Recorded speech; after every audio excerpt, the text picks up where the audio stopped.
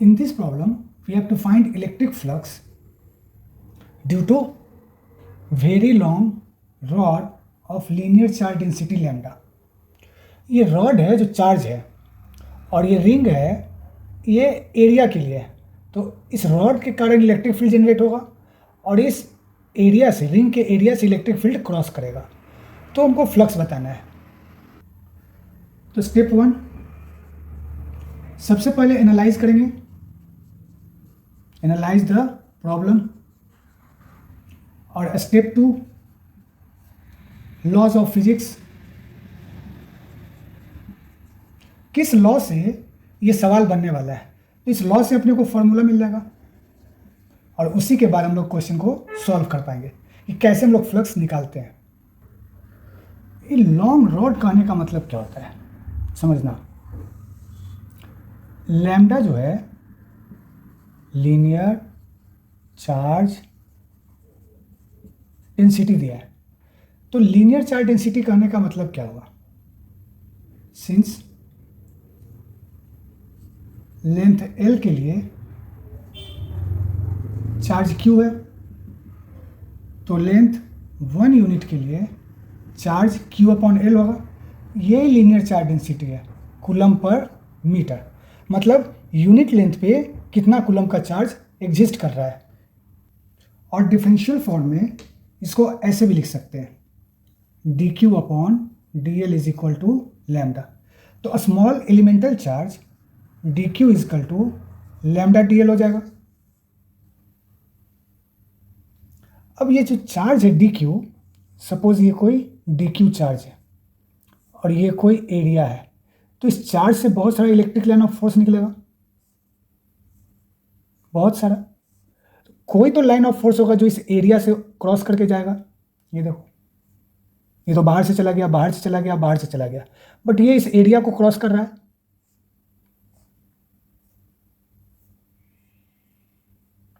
तो ये line of force जो है ये फ्लक्स के लिए रिस्पॉन्सिबल है।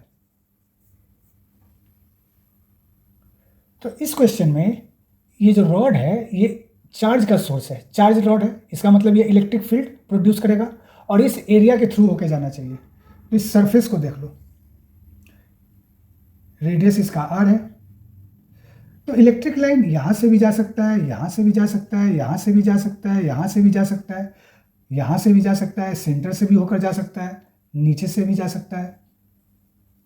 तो अलग अलग पॉइंट पे अलग अलग सरफेस है, तो इस सारे सरफेस को हमको ऐड करना पड़ेगा, तब जाकर के इलेक्ट्रिक फ्लक्स टोटल निकलेगा। और हर एक पॉइंट पे एरिया भी अलग अलग है, तो एरिया में भी वेरिएशंस है। तो हर एक छोटे एक एलिमेंट को इलेक्ट्रिक फील्ड से मल्टीप्लाई करके और इंटीग्रेट करना पड़ेगा, तब जाकर के इलेक्ट्रिक फ्लक्स मेरा फाइनल निकल जाएगा। अब फ्लक्स को समझो कि फ्लक्स होता क्या है। फ्लक्स के बारे में कहा गया है, ये जो चार्ज है, suppose that electric line of force तो चारों हो रहेगा। तो सपोज कोई एरिया आ गया, कैसा भी एरिया ले लो, कोई जरूरी नहीं कि सिमेट्रिकल हो, अनसिमेट्रिकल एरिया भी हो सकता है। तो ये जो electric line of force cross कर रहा है सरफेस से, है ना, तो इसका छोटा सा एरिया लेना है, dA। छोटा सा एरिया वेक्टर क्वांटिटी होता है और ये है इलेक्ट्रिक लाइन, मतलब E इलेक्ट्रिक फील्ड। और एरिया जो होता है सरफेस पे नॉर्मल होता है, 90 डिग्री होता है सरफेस पे।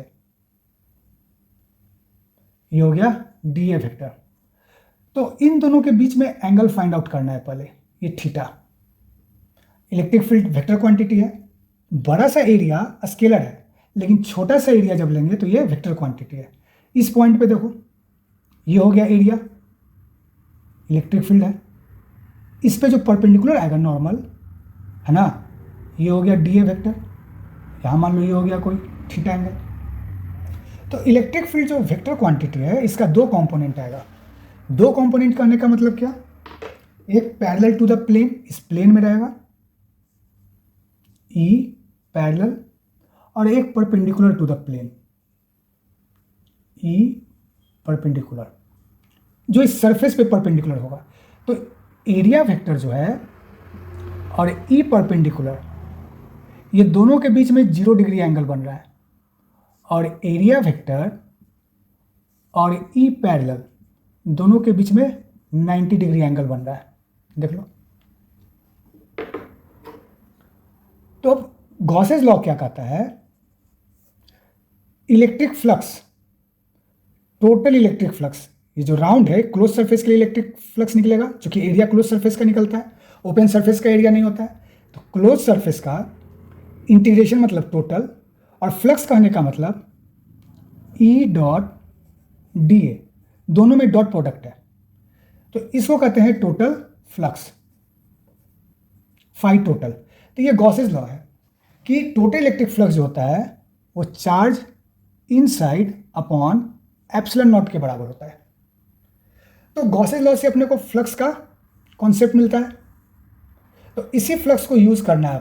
तो फ्लक्स का जो डेफिनेशन है electric field dot area vector, तो डॉट प्रोडक्ट है, तो ए डॉट बी कैसे डिफाइंड है, ए बी कॉस थीटा। तो electric field dot D A है, ये डिफाइंड हो जाएगा E D A cos theta. कहने का मतलब क्या, ई कॉस थीटा मल्टीप्लाई डी।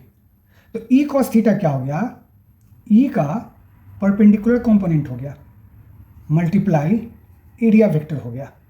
यही एक्चुअल में इस सवाल को बनाने के लिए कॉन्सेप्ट है। तो हमको क्या चाहिए, अपने को चाहिए इलेक्ट्रिक फील्ड जो इस एरिया पे परपेंडिकुलर है और छोटा सा एरिया वेक्टर, और उसको क्या करना है, टोटल निकालना है, तो इंटीग्रेट करना है, बस अब सवाल बन जाएगा। ध्यान से देखो, ये जो रॉड है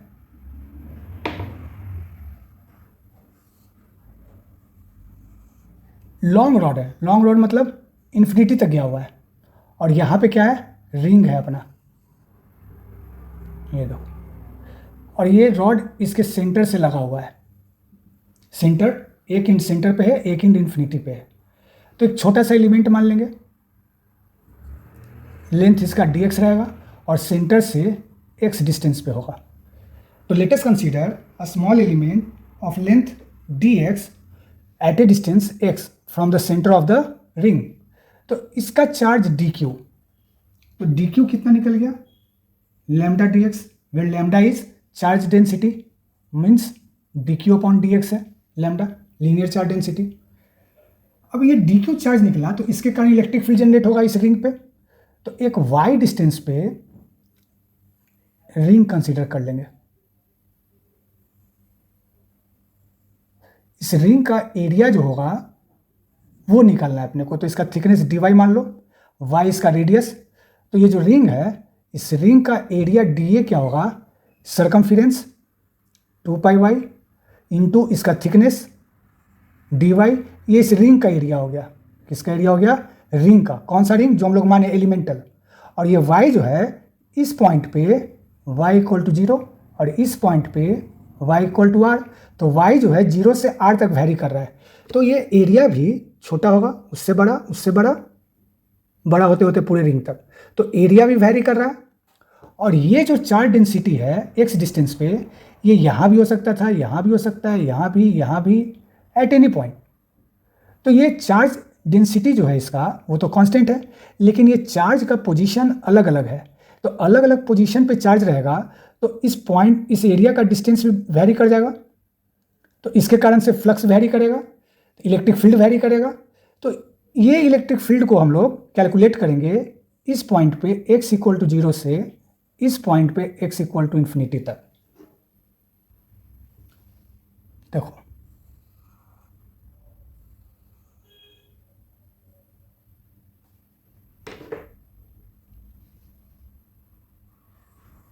ये तो रिंग बड़ा है, छोटा सा एलिमेंटल रिंग यहाँ पे है,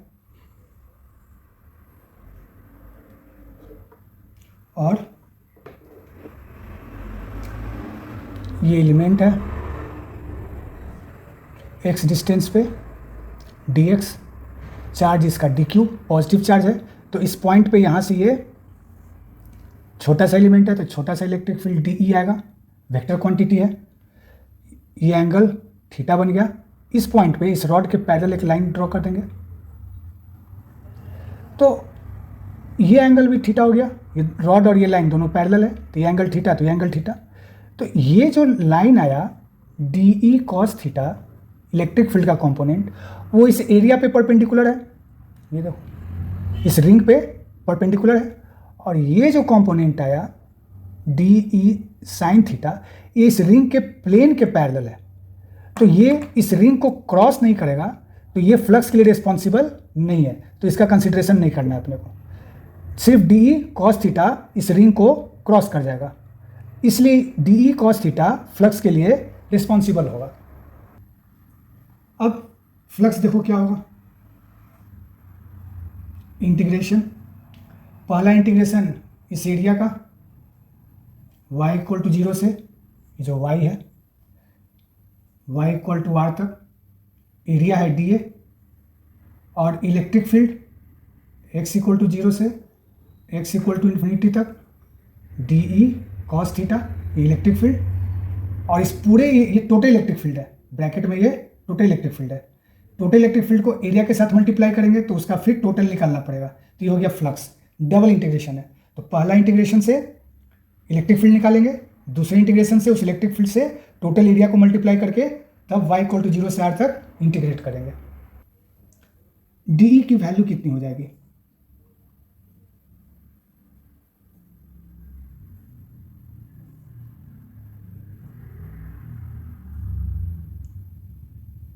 one upon 4πε0 charge d q upon charge से इस पॉइंट का distance root under x square plus Y square. तो ये हो गया x square plus Y square, root हट जाएगा क्योंकि डिस्टेंस का स्क्वायर, और cos theta base upon hypotenuse x upon root under x square plus Y square. ये हो गया इलेक्ट्रिक फील्ड इनटू एरिया। अब इस क्वांटिटी को इंटीग्रेट करना है, और डी क्यू की जगह क्या आ जाएगा, लैम्डा डी एक्स, इसकी जगह आ गया lambda d x. Constant quantity को बाहर निकाल लो पहले, lambda upon 4πε0 integration x d x upon x square plus Y square whole power 3/2, bracket बंद, डी ए से मल्टीप्लाई। ये x इक्वल टू 0 से x इक्वल टू इन्फिनिटी तक। पहले इसको इंटीग्रेट कर लेते हैं, है ना, तो इसको इंटीग्रेट पहले अलग से करो, X square plus Y square को टी पुट कर दो, तो 2x dx equal to dt हो गया।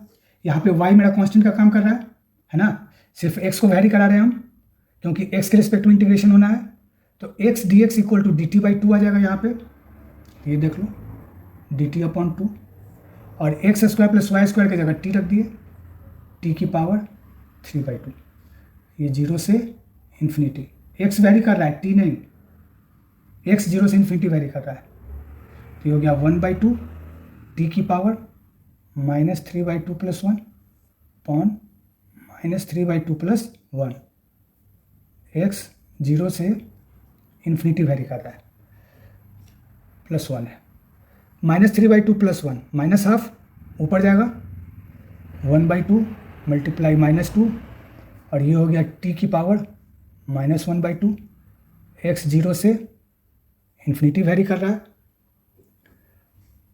2 और 2 कैंसिल, तो आगे आ जाएगा माइनस, और t की पावर माइनस हाफ मैंने 1/√t, x 0 से इन्फिनिटी वैरी कर रहा है। अब t की वैल्यू डाल दो,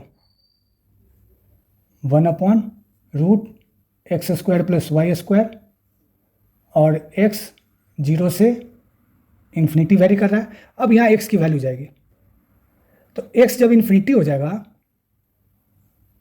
1/∞ हो जाएगा, फिर minus upper limit minus lower limit x 0, तो 1/√y स्क्वायर, तो ये कितना हो गया वैल्यू, -(-1/y) मीन्स +1/y, ये आ गया इसकी value.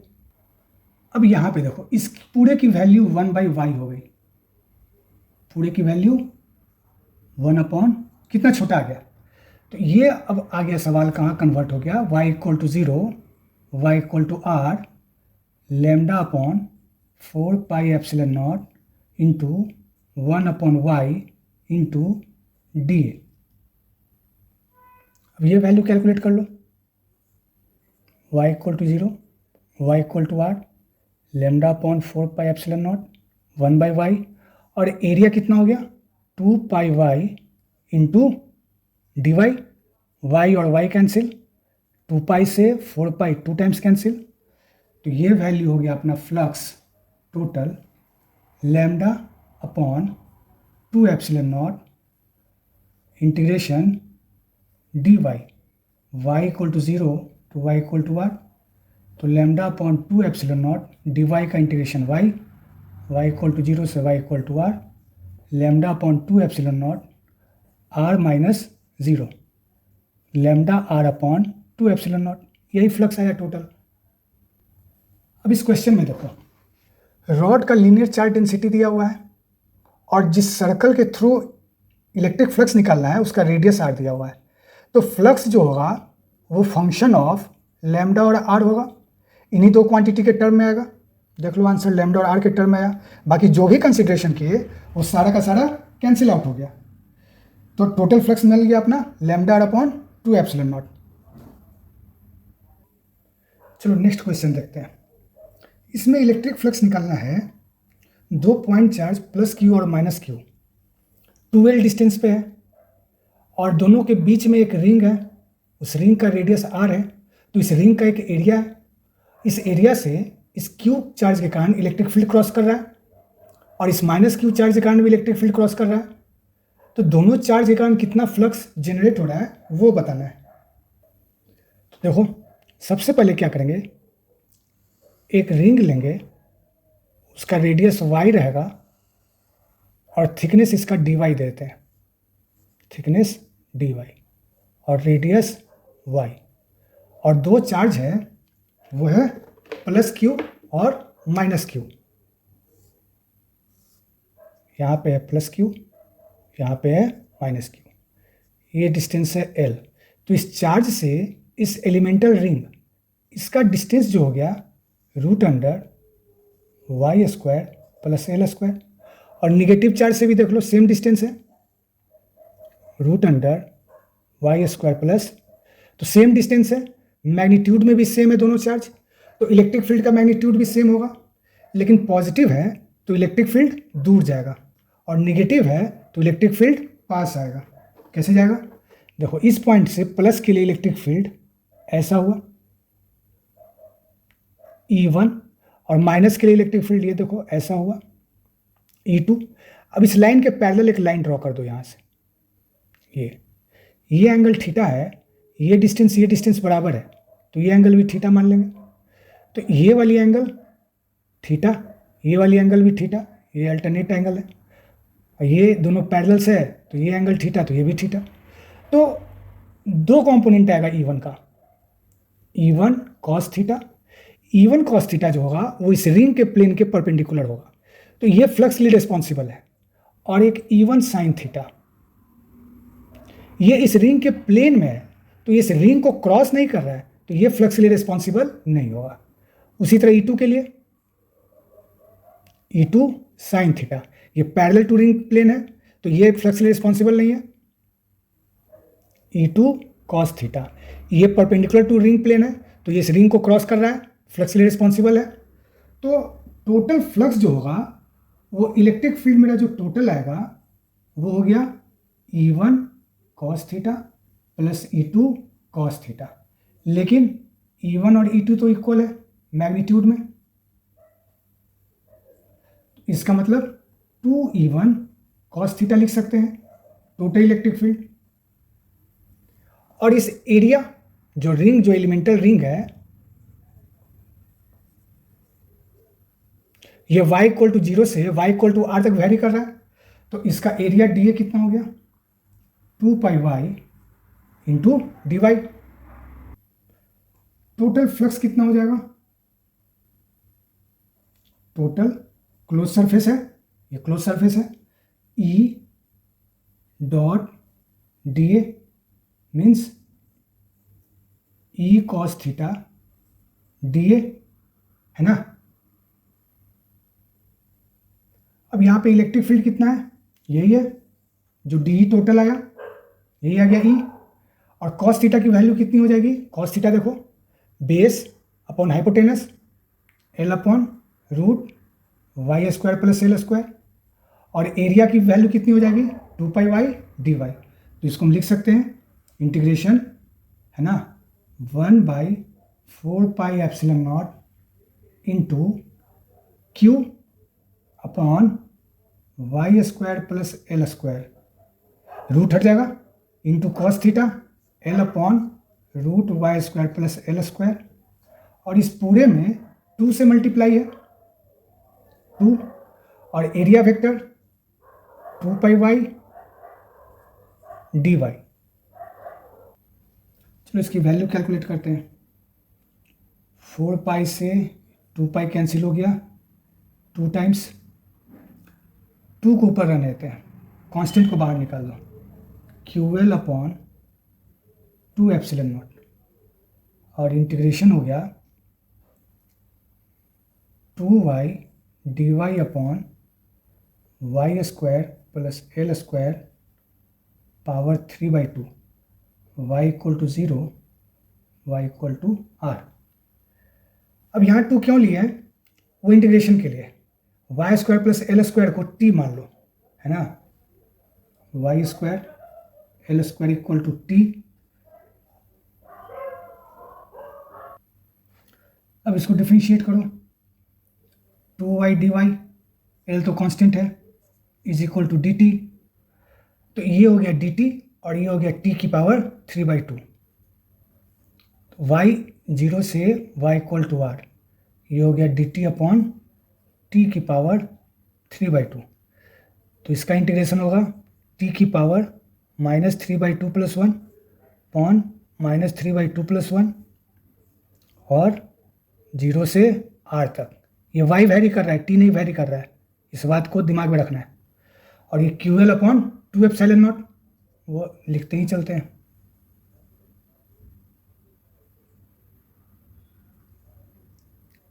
Q L upon 2 epsilon not. तो ये हो गया -½ तो ऊपर जाएगा तो -2, और ये t की पावर -½ माने 1/√t, और ये y इक्वल टू 0 से y इक्वल टू r तक वेरी कर रहा है। अब देखो फ्लक्स टोटल कहाँ हो गया, Q L upon 2 epsilon naught -2 1/t की वैल्यू रख दो, Y square plus L square √t है। अब y equal to 0, y equal to r। अब y की जगह हम लोग 0 और r सब्स्टिट्यूट करेंगे। ये वैल्यू आ गया 2 cancel, Q L upon epsilon not, r रख दो upper limit √l square plus r square, minus y की जगह 0 रखो, 1/√l square minus Q L upon epsilon not 1/√l square plus r square minus 1/l।